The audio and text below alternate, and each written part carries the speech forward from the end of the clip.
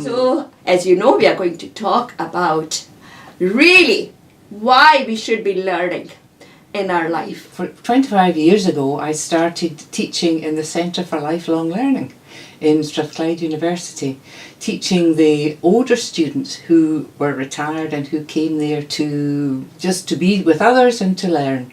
And my subject is psychology, and yes, it's just more and more evidence is coming now that the way our brains are wired, or not wired exactly, but the way our brains work, there are certain areas of the brain that can change, and they can change throughout life. The old idea was that once you got to your 30s, you were pretty well fixed. So the old saying that we can't learn at a certain age. You're too old to learn. People have a good excuse, isn't it? I'm too old to learn this, isn't it? That's right. And that's one of my missions, actually, to overturn that belief. Because if you believe that, then you won't even try.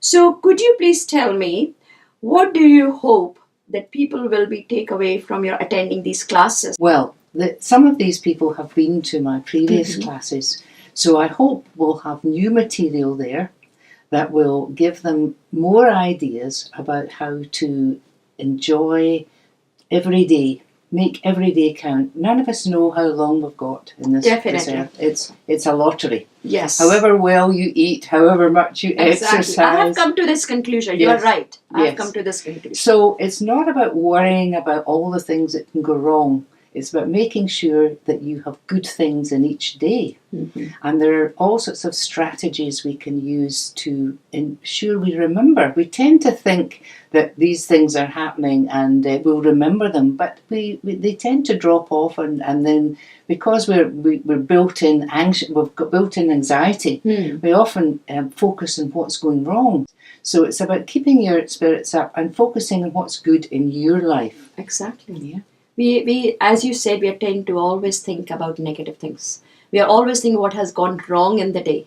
Since we wake up in the morning, rather than think, oh, it's a beautiful day, like today is a beautiful day, focusing on that and what we are going to do about it now, because it's a beautiful day. Yes.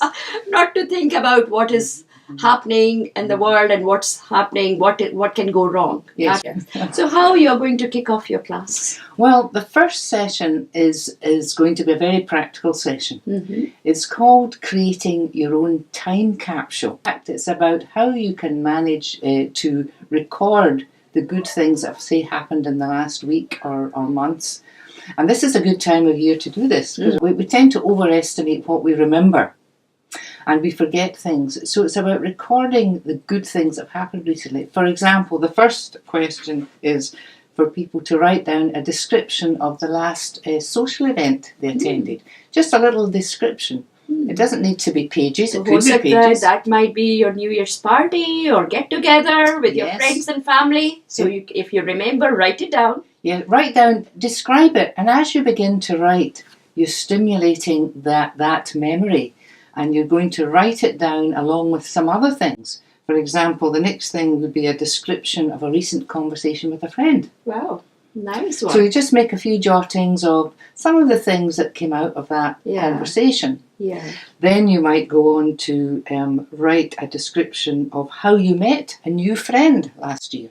And if you didn't meet any new friends, then that's maybe a challenge for this year to actually make a good challenge. A new friend. Yes. Because there's nothing more stimulating than a new friend. Than meeting, and maybe somebody in a different age group from yourself as well. And that's a bigger challenge. Yes. Because we stick to the same old friends, isn't it? Well, that's good. Most of them. It's having a, But that's the beauty of coming to a class. The way I run the class, there's lots of chance for people round the tables to introduce themselves and get to know each other. And that's one of the delights of meeting new people. Yeah. And then we break and they have a coffee. And then what you're building up there with these sort of 6 or 10 questions, you're building up a time capsule of things that you've learned. Happy database. Yes, things that you stuck in your mind. And then you're going to put that away somewhere and then write down where you put it. Yes. And then don't go back to say 3 months later, 6 months later, and then look at it and say, that's really interesting, and reflect on it, so that you have actually a capsule of these good experiences. Wonderful. So wonderful. Because we happen to remember our lifetime all the bad things. Who said what happened, lifetime, but we forget the good things immediately. Yes. I think even after a day. Yeah, and we're so used to the fact that there's radio and there's television, there's films, we're bombarded with these things. So to be able to pick out the things that mean something to you. Directly to you, nobody else. Yes, it's so important, because then you're heightening your awareness of the good things in your life. Wonderful. Good.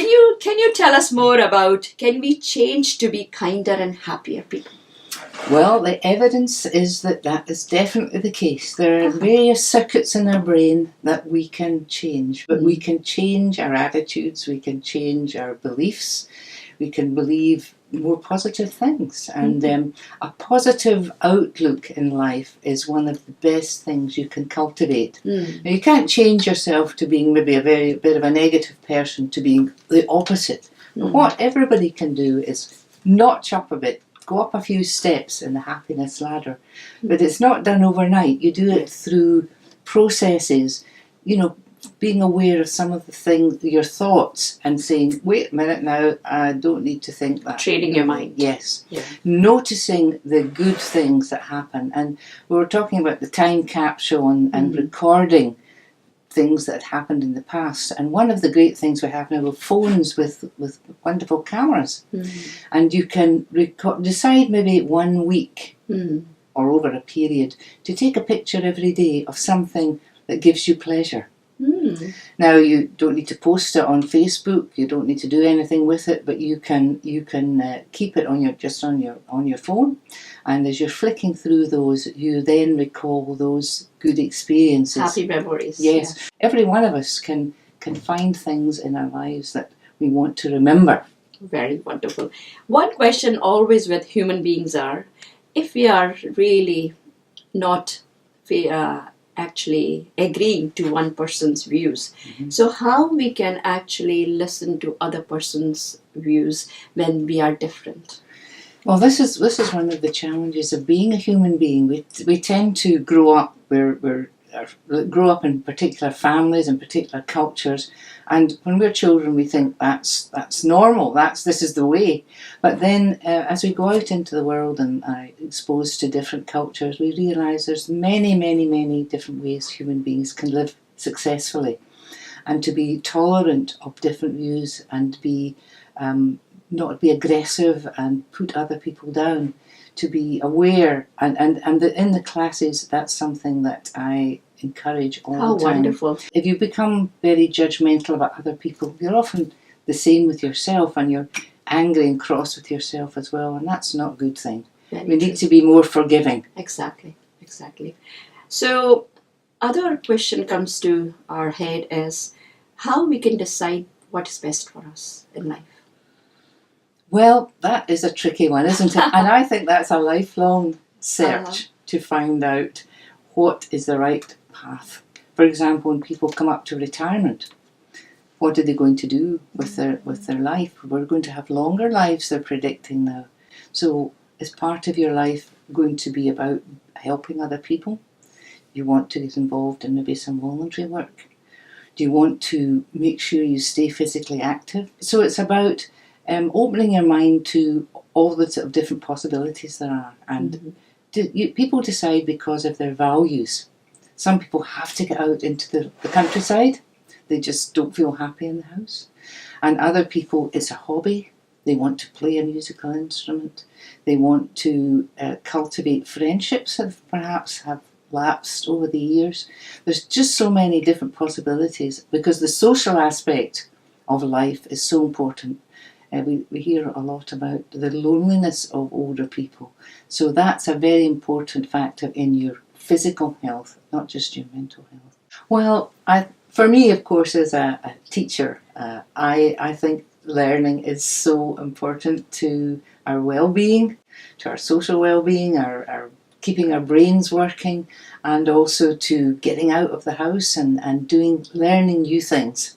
as human beings, we're eternally curious. And if we lose our curiosity, I think life loses its sparkle. And at the Centre for Lifelong Learning, there are classes on everything under the sun. Wonderful. So getting out of the house, coming to be with other people, getting to know other people, making new friends, all that is building a store of good experiences in your life, which you can hang on to, because life's not going to be a bed of roses from beginning to end. There are going to be upsetting things that you have to deal with. But having lots of good things in your life and remembering about them actually makes you more resilient. So you can bounce back when life hits you with something that hits you with a lemon, as they say. So at this moment in time, I'm going to thank you from all our listeners for coming here early morning and telling us such a wise, important issue of life, which is so important, that how to keep ourselves happy, healthy, active in our senior years, and how to be content with ourselves, which is so important. Thank you, Manjulika, for inviting me. It's always a pleasure. Thank you for have being a conversation with you. We are very delighted to have you anytime. So I'm going to always invite you because you're such an inspiration to all our listeners. So thank you very much. Thank you.